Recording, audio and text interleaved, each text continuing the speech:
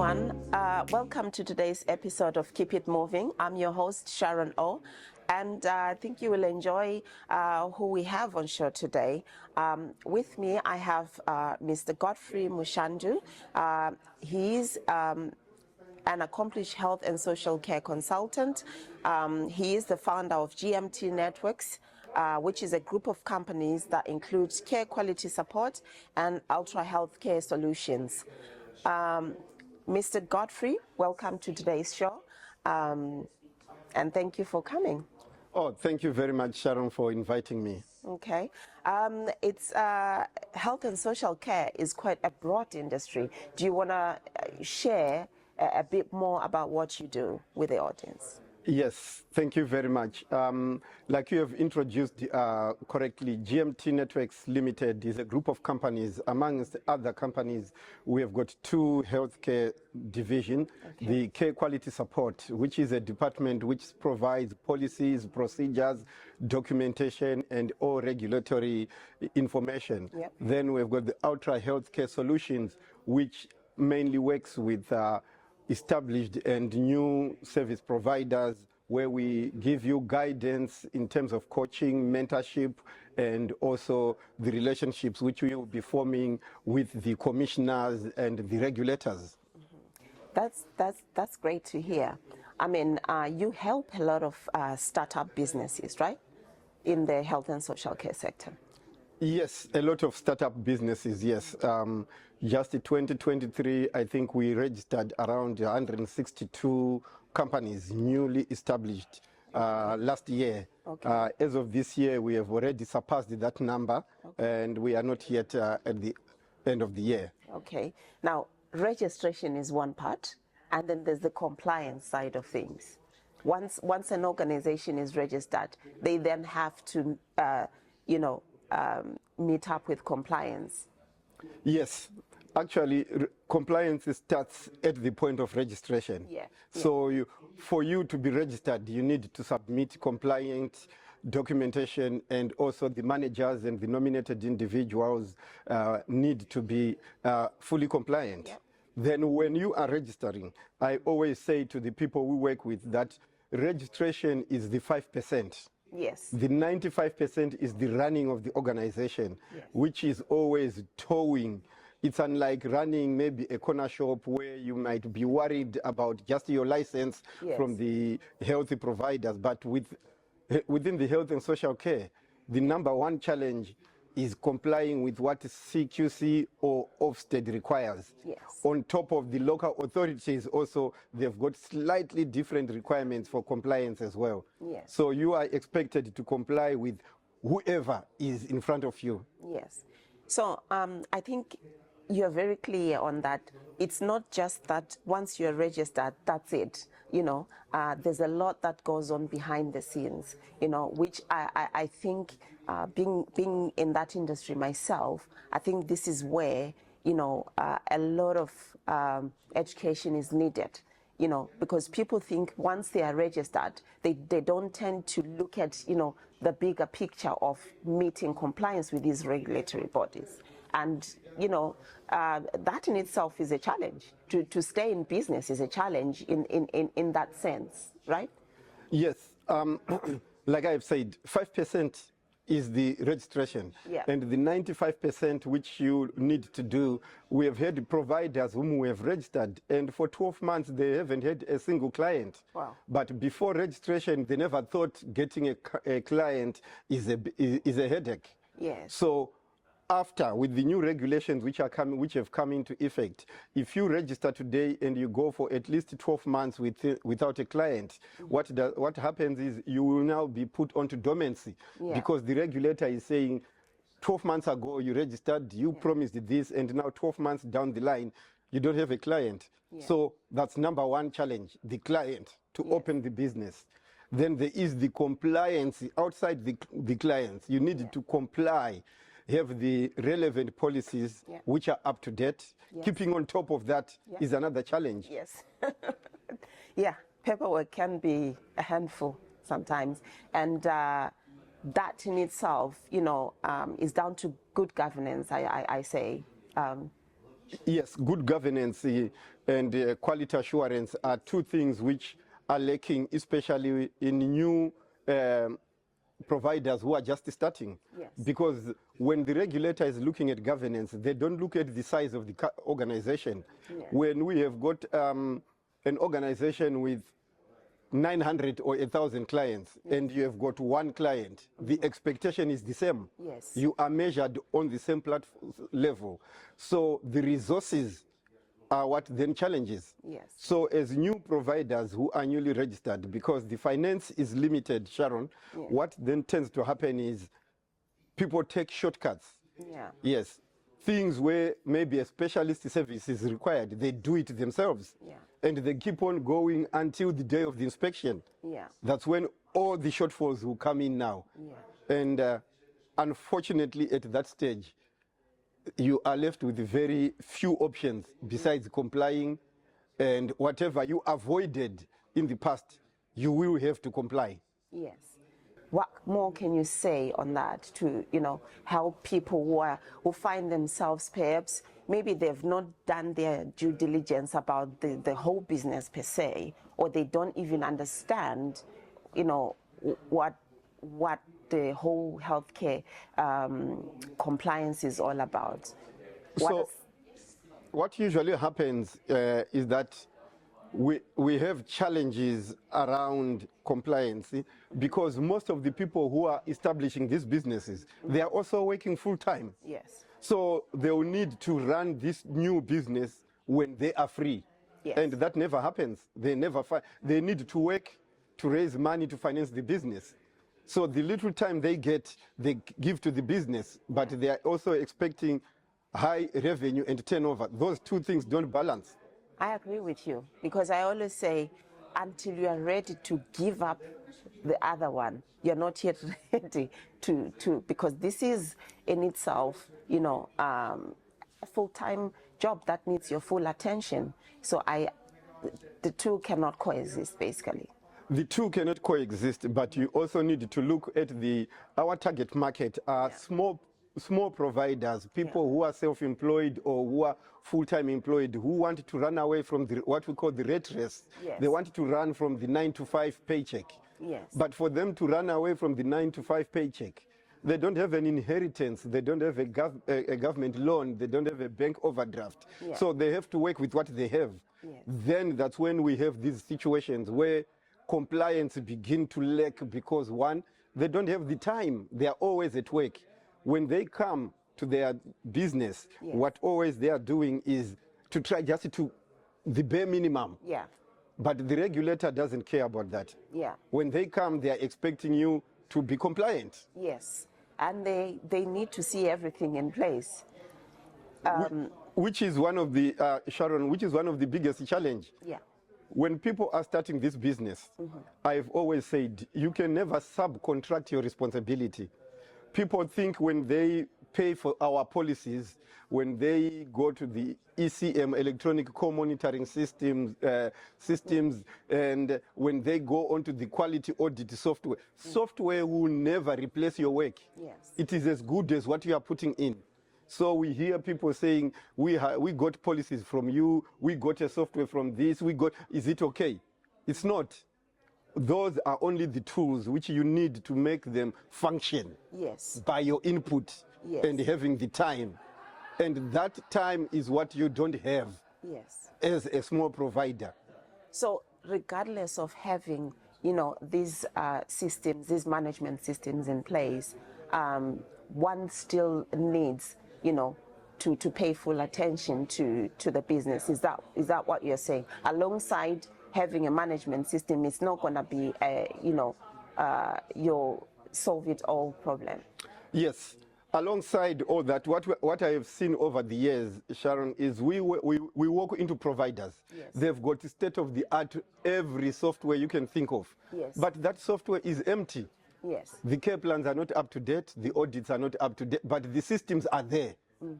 The policies, they are written, and if they take some of the policies from us, yeah, what we do is we supply the policies. Mm-hmm. We don't manage them. Yes. So when you go to a provider whom you have supplied the policies, you end up seeing that actually the policies are not being followed. Yes. The guidance says A, B, C, D, especially with the recruitment. Yes. Recruitment goes step by step. But you know what happens, Sharon, is whatever is in that policy, it's not being followed. Yes. So that is the challenge.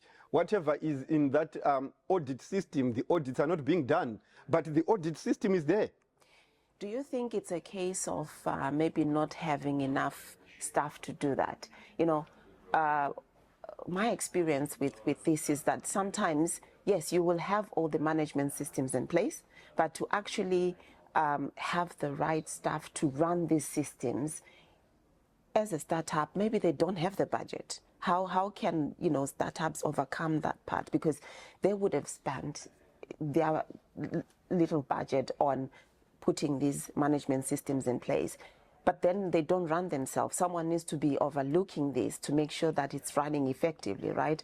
But what would you say to a startup business that has a management system and perhaps maybe they lack the right staff to manage these systems? Right. So that's a very common problem. And how we have advised the people is that when you have your systems, Yes. number one investment you should always do is to invest in your staff. Yes. So you need to identify the staff whom you can train. Yeah. But most providers, because they are starting, they want to cut costs.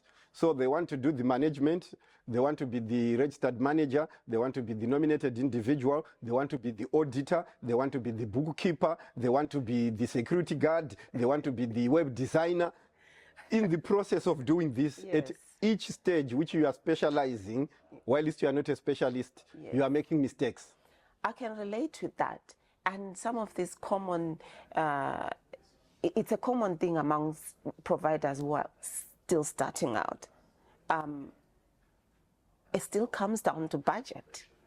So do you think, or rather, what can be the solution to all this, you know, to say, you can't be everything, that's for sure. Yes. You've highlighted that. You couldn't have highlighted that any better. You can't be everything. And like you said, sometimes we don't realize that while we are cutting corners, we are creating even more work for ourselves later, right? So to answer you, what I've always advised is there are things which you need to sacrifice in order for your systems to be in place. Yes. So when you don't have a quality assurance department, you don't have an audit department, you don't have a governance department, not necessarily coming to care quality support and ultra health. Yeah. Any external help Yes. is very welcome. What you then need to do is to focus on certain tasks where you would say, you know, us as an organization, we have packages where people are on a pay-as-you-go, where we do all their audits, we do their governance, we do their checks, so that they focus on other things. So this is an ongoing, but as they grow, they take the packages which also encompass coaching. So as they grow, we are coaching their staff. We are not just doing it for them, because they don't have the time. They allocate people whom we then train, and slowly we pull out.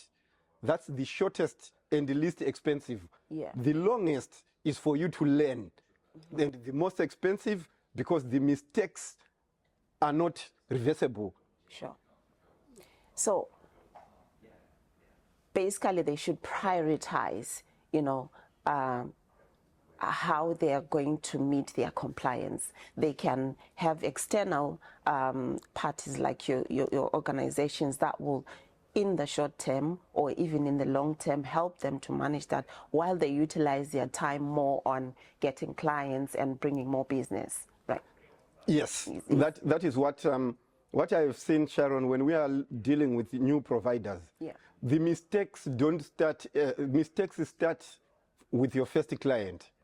Yeah. Because most people, not all, most people will not be having the competencies to do the needs assessment. Yeah. So your assessment is wrong from the beginning. Yes. Because you don't want to either seek guidance or you think you know. Yeah. But now when Ofsted or CQC comes to inspect you, that is when you would identify that from the assessment, this was missed, this was not done, these risk assessments are not in place, but you didn't put them not because you didn't want, you didn't even know.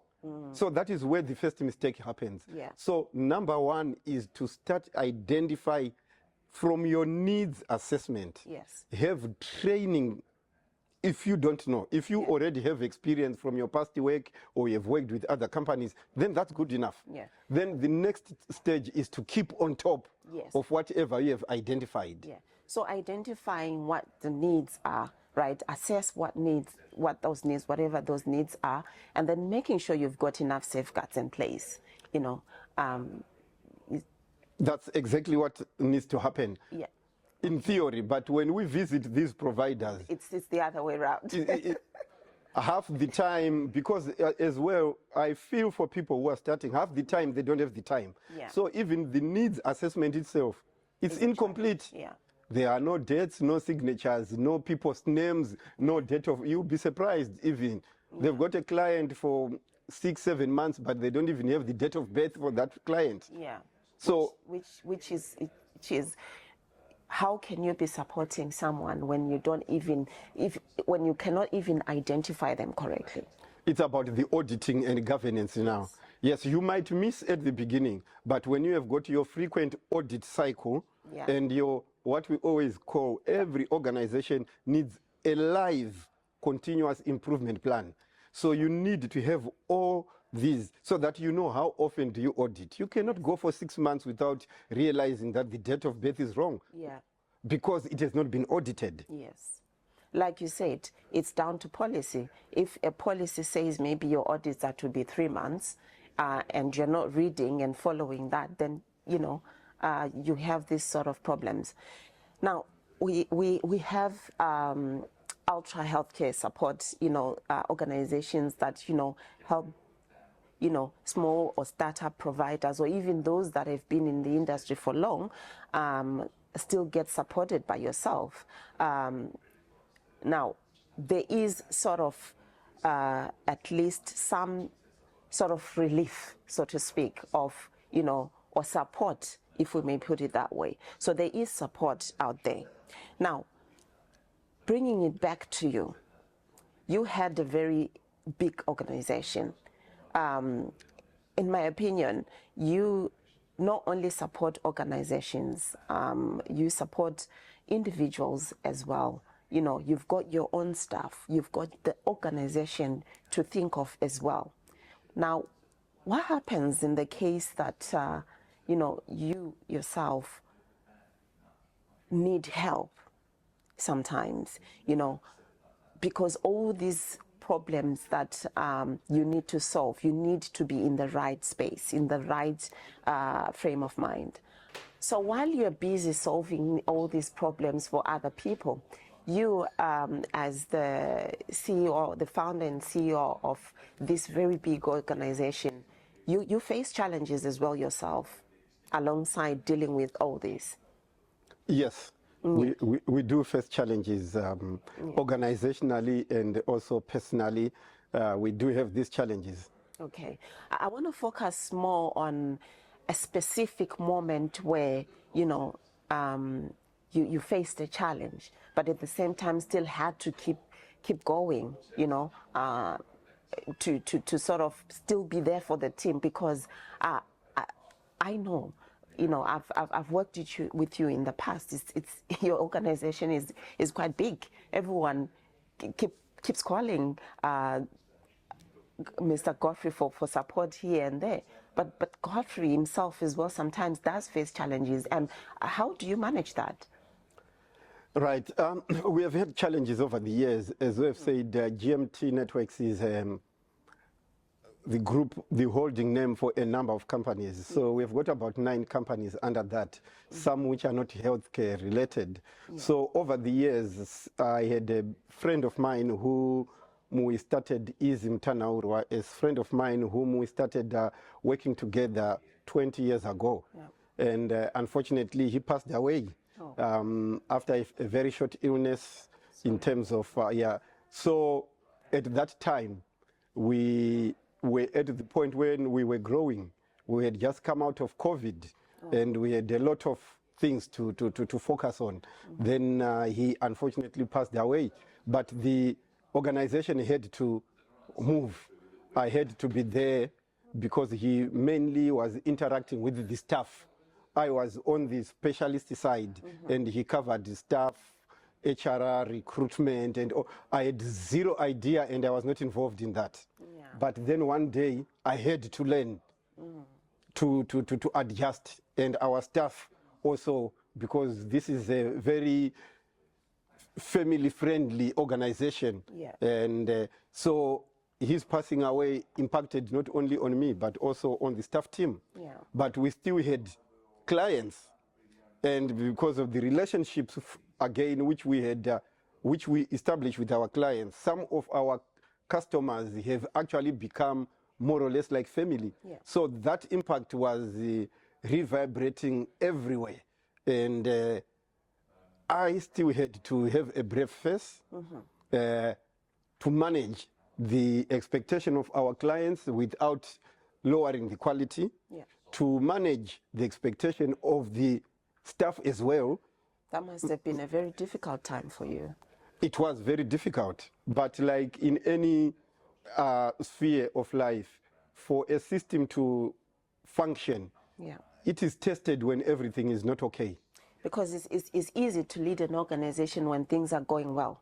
But then when faced with challenges, you know, that is when true leadership is shown. Yes, and that is very correct, because when everything is fine, there's no problem. Yeah. But once one thing falls, like what happened when my business partner passed away, I then needed to look around the organization to see the pillars of support. Yeah.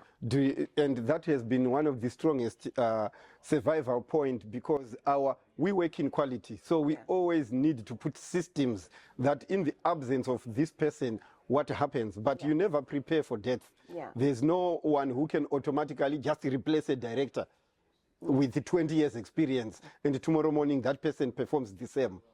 I relate to that, because it doesn't matter whether you've got, you know, the right contingency plans in place. It's death is something that, you know, can make or break an organization. I mean, you were strong enough to carry on. What are some of the things that, you know, you had in place to make sure that, you know, you managed to keep going? It was Sharon, it was our organizational structure. Okay. Yes, we are organized in such a way that we have got business units. Yep.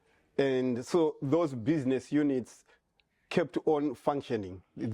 So we have got the quality assurance department, documentation, policies, registration, inspections. So we've got managers in all those departments. Yeah. So then we have, below me, we have the national manager, who at that time, there is time when I was off really away, and she kept on managing like nothing had happened. Yeah. She was strong, but below her also these business unit managers, they worked together and we pulled it at the very best. But not everyone was sympathetic to our situation, especially from our clients. When things did not go well, because of either my absence or delays on some of the functions which Easy Mutanaurwa was doing. Some clients were very insensitive to it. They would even phone and say, that's not my problem. I want my project delivered. Wow. So those were the challenges we faced. Yeah, but it sounds like you had a very supportive system in place, or a right team in place during that time. Who were some of the people that, I mean, you mentioned your manager, like on a personal level, because this is something that carries on even home, you know? How did the whole situation play out at home and in the business? Right. I'm one of the luckiest person, because my wife is supportive. She is not involved in the day-to-day running of this organization, but she actually runs the organization through her involvement indirectly. So at that particular time, emotionally, she was there to support not only myself, but also my staff team. Okay. So she then was engaging with various people when I was not able to. And also I had also a family friend, an uncle of mine called Peter Gonese. He came handy because at that very moment he dropped whatever he was doing to come almost on a daily basis to make sure I was okay mentally. So some of the journeys which I couldn't do, he was going. He doesn't work in the healthcare sector, but just to cover those gaps, he would go and meet people, get the information, come to me, and with time he's now known and other people think he works for us. He doesn't. He's just a moral person who just morally supports me and the organization, together with another friend, Brian Gunguo, who also was daily, almost, because when Izzy was alive, we used to have functions, we would meet, so they knew him as part of the family, really. So that dent was felt, but it was less impactful because we were given the opportunity of support. Louisa, my wife, was there. Peter Gonese was there. Brian was there. Atalia, who is the manager, they were there. So these four people, at some point, I think they were just communicating on their own without myself. To support you and make sure that things kept moving forward. Yes. So when I visit providers, one thing which I have always said is no matter who you are, you need a coach and you need a mentor. As I am right now, I have hundreds and hundreds of people whom I coach and mentor. But for your own information, Sharon, I also have a mentor myself. So I am being coached, I am being mentored, and this works. So my mentor helps me strategically.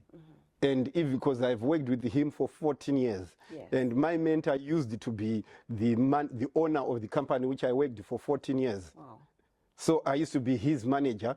I set up his companies, and when I left, even up to this very day, I support his organization in a consultant basis. But he is my mentor, and so mentorship is important. And there is also a difference which we need our clients and our people to understand. Mentorship is not a voluntary thing. It is a commitment.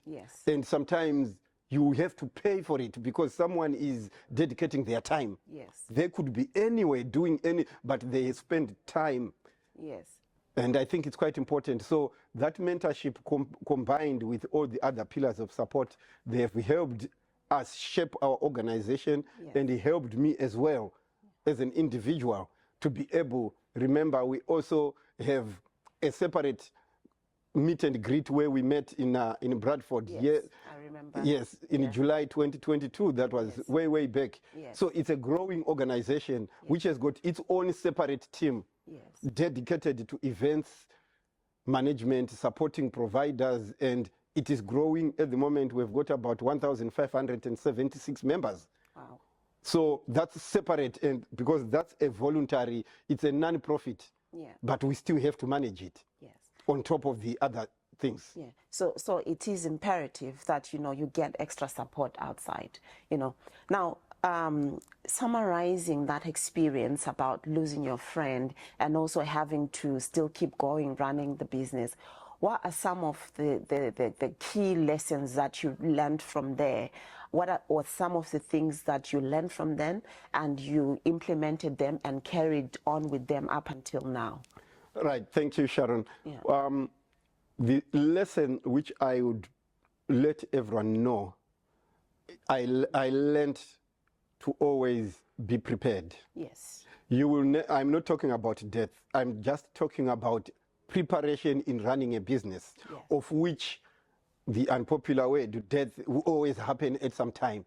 So I learned that without systems which are effective and which are implementable, because I've seen a lot of us as providers, we spend so much money in systems which have no one managing. So number one lesson, you need to build a pillar of support around yourself. Yeah. Do not become the jack of all trades. Yeah. We do tender writing. I used to do tender writing some years back, but we've got a department dedicated to that. Yes. So that I don't always have to do it. I knew we've got a quality assurance department. We've got a documentation and policies department. Exactly what I'm saying, I've learned to delegate. Yes. I've gone into providers where once the manager is out, even for a call, even the audit, I stop doing them because the manager is the one who knows where every document is, who has all the passwords, who has everything. So we need the systems. I've learned that your systems should be managed and delegate effectively, and allow people to manage. Yeah. I think sometimes as business owners, we tend to be very skeptical about delegating. I'm not sure why that is, but I know a lot of providers who could easily delegate some of the tasks for other people to manage, but they tend to cling on to being the business themselves rather than letting other people give them that support. But in your situation, it's clear that you have a very effective system in place and a very strong support system in place. So looking at your own situation and your own experience that you've shared with us today, I hope that our audience learned something from it and were inspired by how you kept going amidst the adversity and how you overcame it. Do you want to say last words before? Yes, within the health and social care sector, as we have said from the whole time we've been speaking here, it is highly regulated.